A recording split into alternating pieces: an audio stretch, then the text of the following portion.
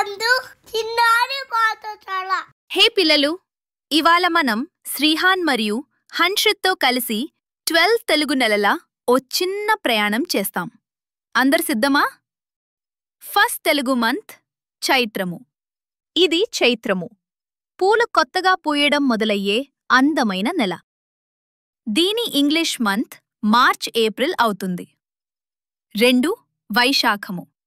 ఇది వైశాఖము, సూర్యుడు బాగా మండే గ్రీష్మకాలం.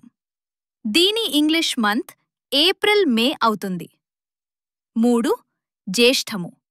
ఇది జ్యేష్ఠము, తాగునీళ్లకి చల్లని పానీయాలకి బెస్ట్ టైం. దీని ఇంగ్లీష్ మంత్ మే జూన్ అవుతుంది.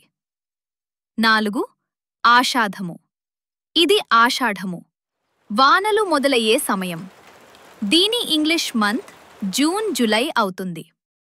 5 శ్రావణము. ఇది శ్రావణము, పూజలు పూలు శ్రావణ శోభ. దీని ఇంగ్లీష్ మంత్ జూలై ఆగస్ట్ అవుతుంది.